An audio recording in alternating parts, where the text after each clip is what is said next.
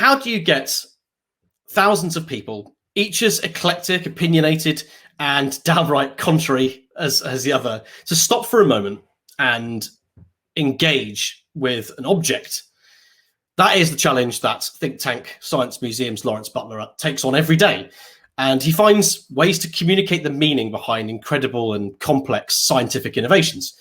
He's going to share a little bit, about what he's learned about that with us tonight. So I'd like to welcome to the stage Laurence Butler. Hi. Hi, Laurence. It is great to see you on Brum Tapas, and looking forward to hearing you speak. Everything sound okay? You ready to go? Yeah, I'm ready and waiting. Cool. Take it away. Okay, hello everyone. So I'm Laurence Butler, Museum Manager at Thinktank Birmingham Science Museum. So before I was the manager, I was the education manager. So I've got a bit of experience in getting people to engage, both from schools, families, community groups, anyone we can really talk to and have a meaningful conversation. So I thought I'd start with my own definition of what engagement is. And my engagement definition is it has to be active. We need people to stop what they're doing, either mentally or physically, and change. So I'm going to share some nice pictures with you because it's much better than looking at my messy background. So stopping, how do you get people to stop? So it could be a question. People are walking around the museum, having a look, taking things in, slowing that down, but how do you get them to stop and actually take in what they're doing?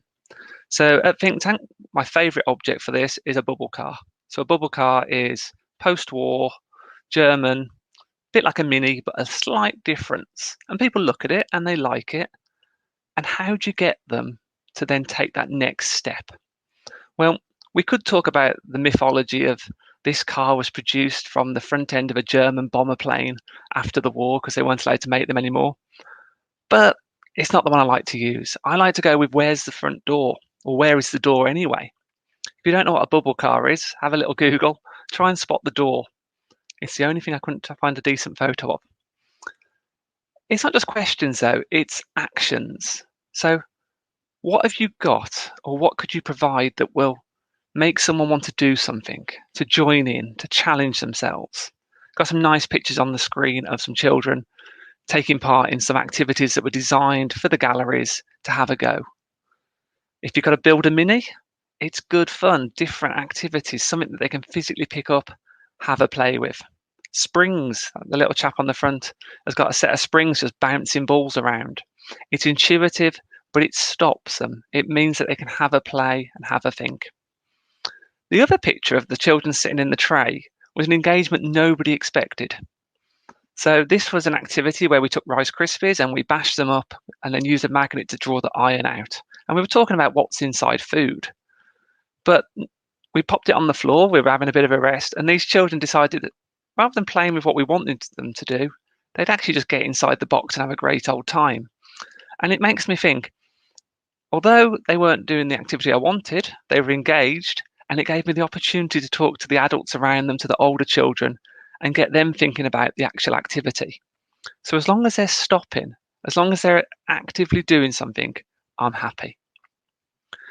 So when we design the museum galleries, we don't design a whole museum at one go, luckily. We're looking for things that are going to form the engagement. So if we pop to the next slide. Or is that me? It's me doing it. No, it's not. Yes, it is. We can have things that are curious, things that are going to draw attention. So when you get to the second level of the museum, you're going to find a half a car and you're going to find a cow. If you can hear any background noise, my boys are just coming down to the toilet. We'll just live with it. It's fun. And this stops people in their tracks because they're like, what is this? Why is there a model of a cow next to a car? And because they've asked that question mentally, they go and investigate. They go and try and find out further information. The other thing we do is we take a great object, something that's really unique, potentially quite large, and we use it as what we call a gateway object. This is something that's going to attract someone from across the museum to where you want them to be. It's going to draw them in, and it's going to make them come across and stop and think and have a look. So We're using different techniques and tricks to try and get people where we want them. We're trying to get them to have these slight engagements. And for a museum, we're looking for two different things. If it's on the galleries, so as people walk around as a visitor, we're looking for an engagement time of between 2 to 5 minutes. Nothing major, nothing very long. It gives enough time to digest some information, but not cause a queue and take up the best activities. If we've got a member of staff with them, we're looking for 10 minutes plus. This could be a science show, a planetarium engagement, or it could just be someone walking around the gallery with a curious object, a piece of meteorite or fossilized dinosaur poo, that people can then stop and talk about and have a hold pre-COVID and get engaged that way. So we're basing our engagement on what we're doing and how we're doing it. For people, 10 minutes plus. On your own, 2 to 5 minutes is fantastic. Anything longer, and it's really good. We're really happy. The audiences that we have, though, vary greatly. As you probably guessed from the first few pictures, Thinktank has lots of families with lots of younger children coming through the doors every day, lots of school children. But we want to work with as wide a variety as possible. So if I flick to the next slide, I've got 3 different galleries. Each of these galleries I was involved in, so I've got a bit of an understanding of what we were trying to do. The top one with the car and the children is Mini Brum. This is our under 8s gallery. This gallery was designed to engage children from 0 up to 8 years old. It has very low words because up to about 5 years old, reading isn't really an option. It's up to the parents. Lots of nice symbols and lots of very obvious activities to just join in and have a go with. So in this picture, we've got a car. If you see that and you're under 8, you're going to climb in and you're going to have a go. You're going to go into role play mode. This gallery has very low word count, but is very active. Lots of pieces, lots of loose parts, lots of exploration and testing. And that's what it was designed for. We've seen school groups come in here and they'll spend the first 5-10 minutes running around as if they just can't control themselves. And after that 10 minutes, there's a switch. And we've noticed that they slow down and they go to an area that they've spotted and they want to do more in. So although it's a very active, very busy, very vibrant space, it actually draws people into the certain areas they want to look at. This mini city can make these real small engagements and people spend between 45 minutes to an hour in here. But again, it's those small, each piece, taking it as slowly. The bottom picture is one of my favourite galleries. This is We Made It. So this gallery is all about making things in the West Midlands with a big Birmingham reference. It was designed for 8+. There are certain activities for younger children because we want the families to go around together and everyone to have as good a time as possible. But it has lots of engagement pieces which are there to draw out and get you to work as a team or to try different things. The exhibition that we can see directly in the picture is a glass mixing exhibit. So this is where we talk about how we make different coloured glasses. And it's all about using different chemicals and heating them up. And you get 4 different chemicals and you get a heat button. And you can try different combinations. And then there's 2 little glass vases at the front that change colour to show you what you've made. I've watched people play with this for 20 minutes plus, trying to do every combination, trying to find the right combinations that match the colours. It has that inquiry stage, that success stage, the things that people are really trying to figure out what's going on, and it's brilliant. We also have lots of objects, and we have a bit more text in here, and we have lots of colour, and this works with the audience that we're playing with. When we reopened Thinktank after lockdown in the end of May this year, we launched the gallery with the big turtle. It's called Our Changing Planet, and Our Changing Planet was designed to work with audiences 12+, a young adult audience, and those who are engaged in the idea of climate change and environmental activism. So we wanted a different feel. It's got more words, it's got more information to learn about, and it has lots of objects rather than doing activities. It's a very brand new gallery. We're still watching it. We're still waiting to see how people are engaging. But the turtle at the front is the gateway object. It's what draws in the families. It's what draws in people. And I've seen that for myself work. And once they've been drawn in, they go in and start to work on the gallery. Now, once we've identified our audiences, once we've planned how it's going to work, the last stage that we've done for the last couple of years is something called co-production. And this is making sure we're asking the right questions. So it's working with audiences before the gallery launches in the design phase to make sure that what we're going to produce works for them. So Mini Brum, we worked with over 200 under 8s. We worked with school groups, community groups, and family groups. And each group was given a different area of the gallery and asked what they found interesting. They helped design certain elements and bring what they wanted into this gallery. And it was a huge success. The children you can see there are from a school in Henley and Arden, and they produced their own mini museum. Our Changing Planet, we had a plan to do exactly the same, but instead of working with under 8s, we were working with 16 to 21-year-olds. And we wanted people who were part of this youth climate movement, people who could steer us into the right areas that are interesting. Unfortunately, we had lockdown and we couldn't delay the building of the gallery. Luckily, we have phase 2 that's going to launch in September, so we have gone back to our co-production and started to ask groups what they want to know. Phase 2 is all about positivity. What can we do to change things? How are you working in your community to make a difference? The whole idea, though, is that we haven't given a gallery that everyone knows the answers to. We haven't produced something that you can just Google. We've tried to draw on our objects and our collections. We've tried to draw on questions that are not answered yet. For instance, the main part of our Changing Planet is all about the Anthropocene and when it started, if it has started. And we've spoken to universities and scientists, geographers, geologists, and they've all come up with a different answer. So we've tried to portray that in this gallery to make people have a think, have a wonder, and come up with their own answers as they leave. Now, I've shown you lots of big things, but I just wanted to finish by saying that engagement doesn't have to be about the big and the showy and the unique. It can be about the small and the hard to find.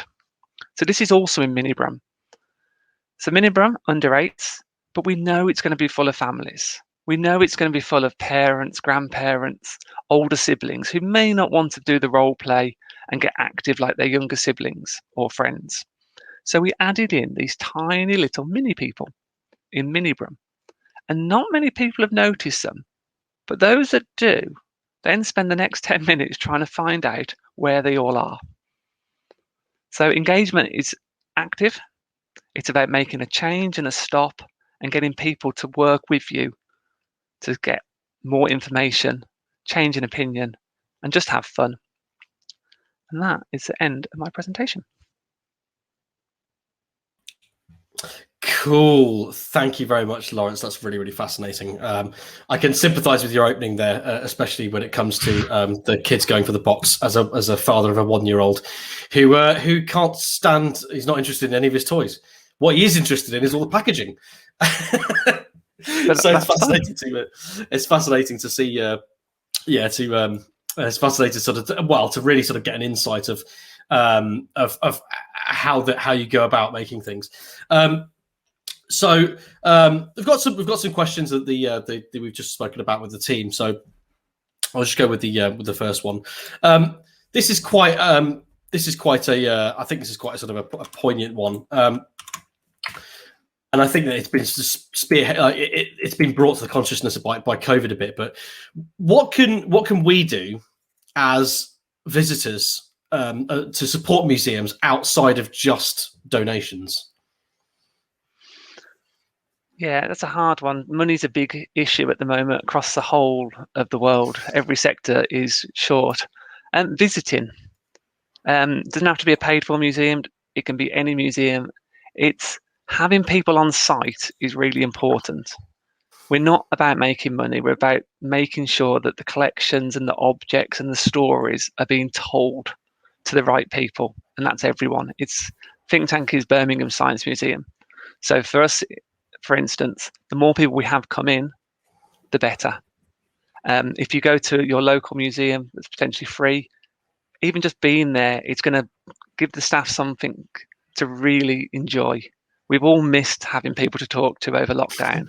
We've all missed visitors. We want to share our stories. We want to engage. We want to make sure everyone's having a really good time. So yeah, visiting is key. Cool. Great, thanks. I've got a question from the chat from Fusion Technology Meetup. Working to influence young, inquisitive minds must be awesome. What's the most rewarding part of your job? That's a really hard question. I love my job. I find enjoyment in most areas, even the spreadsheets I have to work in. But for me, it's visitors enjoying themselves. And then when we reopened a couple of weeks ago, I saw an older gentleman with, I'm assuming his grandson, could be his son, and he was going around talking about everything and passing that information on. And then when his grandson wandered off somewhere else, he started talking to my team and telling my team information. And it's encouraging people to come in and share, either us sharing with them or them sharing with us. And that's the best bit. It's those conversations that really, really make the job fun. Cool. There's another question from our team. What is the most engaged with exhibit that you've ever had? And why was it that particular exhibit, or why do you think it was that exhibit? So the most engaged with exhibit is probably our digger. So we used to let people in on level 2, and it was the first thing you came across. A great big JCB that you could play with. All the levers, moving coloured balls around. We've actually removed it temporarily, and we will be putting it back in because we've changed the museum around over lockdown to make it easier to navigate. But having something big and fun that appeals to all ages was our most popular, which is why it will be coming back. Who doesn't like a giant digger?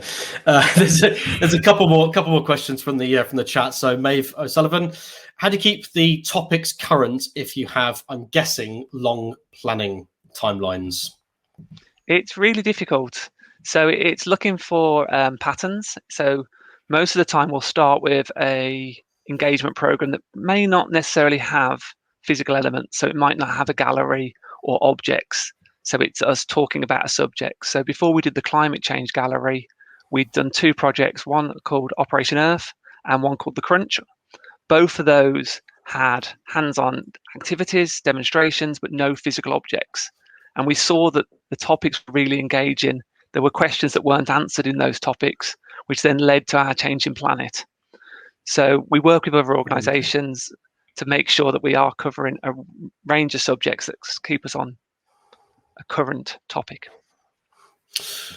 Cool, thanks. And there is one more. There's one more question for the chat from Ebony. With COVID making things more virtual, how have museums and exhibitions adapted to the Zoom boom? So we've started to live stream from Birmingham Museums Trust, which is what Thinktank sits inside. So that's taking people on tours that lead people around. I think the most innovative thing that we've done is for our schools program, where we loan out our schools loans boxes, and the school has one and we have one, and we live stream with them. And as we go through the loans box, they go through their loans box. So you have the same object, but the school has a chance to touch and feel and play while we do the explanation from miles and miles away, nice and safe, and everyone's getting this fantastic experience. But it is difficult. That sounds brilliant. I think that's it. So that was absolutely fascinating. Thanks so much, Laurence.